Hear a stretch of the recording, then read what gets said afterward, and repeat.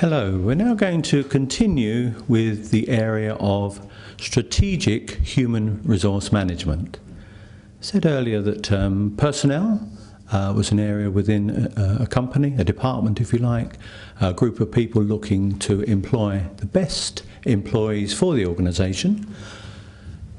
Then it moved on to being more considerate of the needs of not only the company, but the needs of the people working within the organisation.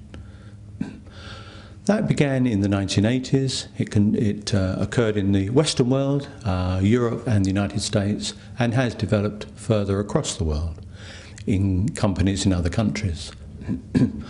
But what has happened more recently is the move towards a strategic approach. A strategic approach involves a direction for the company, and it involves consideration of where the company is planning to go, its development over a period of time. It involves all the sectionation harmoniously to achieve the organisational's goals. I'll go through the sequence with you of this area. We need to consider first three elements. One is the organisational structure. Two is the human resource management of the organisation, and the third must be the consideration of the human resource objectives. So it does involve the need to plan. There's a famous saying, and that saying is, if you fail to plan, you should plan to fail. That was by a man called Abraham Lincoln. That statement still is evident today in business. When we consider planning, we're considering forward planning, looking ahead. That involves a number of considerations. The first of those is the vision and values of the organisation. The second of those is the mission and strategy of the company. And the third then being the setting of the objectives. What are going to be the objectives of the organisation when planning for the future? These objectives in the modern age must be referred to as SMART. SMART objectives by smart, clever, intelligent people running a business. So what does SMART mean? SMART is an acronym. The S means a consideration of the approach regarding the fact that it needs to be clever, okay, smart. We're talking about specific, measurable, achievable, realistic, and timed. All objectives need to be those 5 elements. So to consider that, we need then to consider the core business objectives of the company.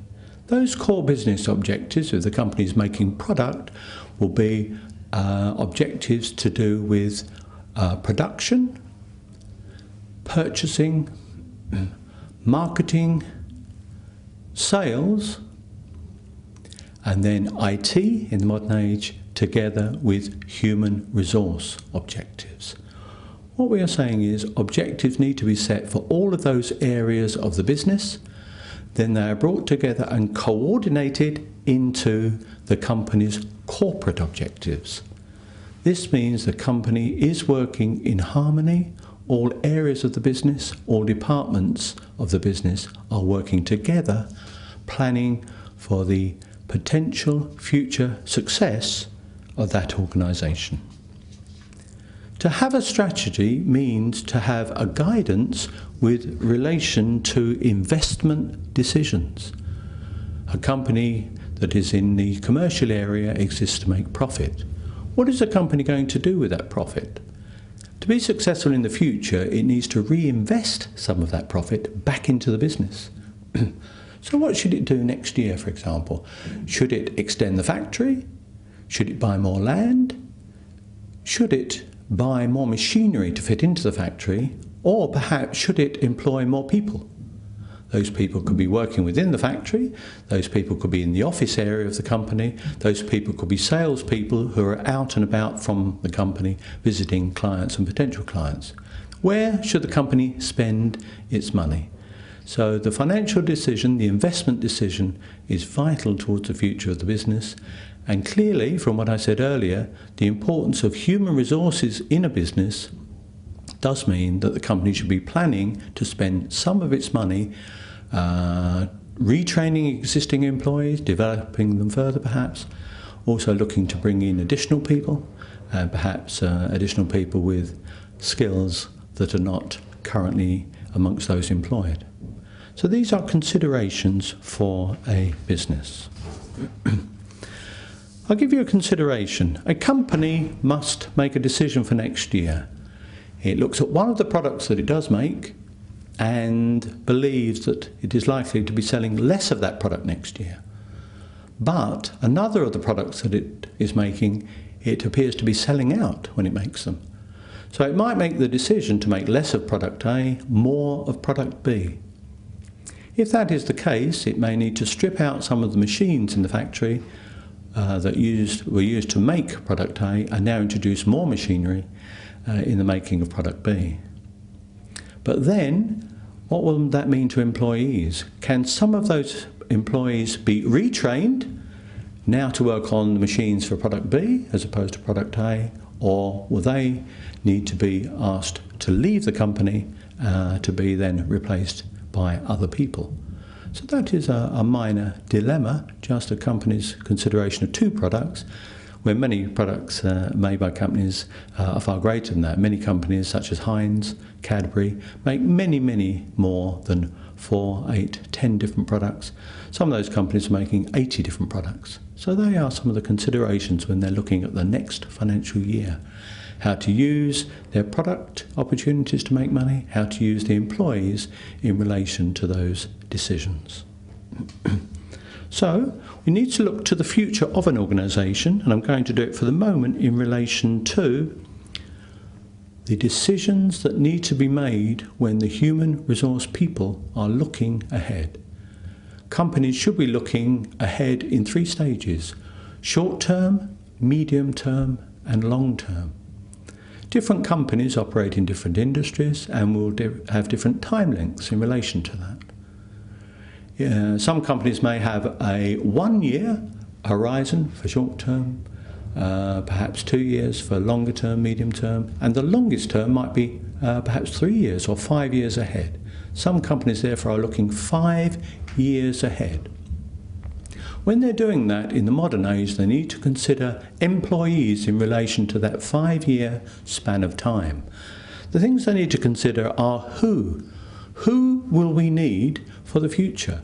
Will we need more people with particular skills and therefore less people than we have now with other skills? We're actually wanting more people with developed skills for the future as opposed to the current stage. Then we need to consider when. We cannot change over immediately. We have to consider the phasing in of additional employees over a period of time. Then we need to consider where. Where in the world do we need these employees? If we're a multinational company, we may have offices in London, we may have a factory in Scotland and another factory in China. Therefore, in the future, where will we need these future employees that we have identified? Will it need to be in London in the UK or Scotland in the UK? Or will it need to be in China? Or should we be setting up an additional factory in another country entirely? So it's not just who we employ, it is actually where we employ them. We need to consider, to do with a given product, where we should have our factory, for example. If we're making product, should we have our factory near to where the company's head office is?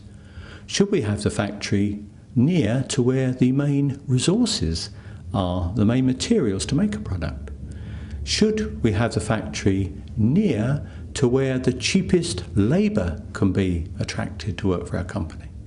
Should we have the factory near to where our market is, our main consumers in the world? Where are they? Might be in a different country entirely.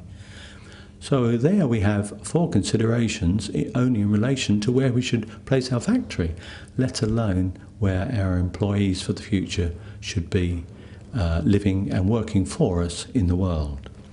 And the final one of those, of course, is how many people will we need to have employed in the company in 5 years' time? Many companies in recent years have looked to downsize to reduce the number of employees. If that is so, they need to consider on a sliding scale how many they need now compared to how many they will need in 5 years' time, and how they're going to reduce headcount on the payroll over that 5 years. Again, if they're looking to expand further, they need to do the reverse. How many people employed now and how many more people will be needed in 5 years' time, and where they're going to obtain this resource from to help them expand the number of people within their workforce. Thank you.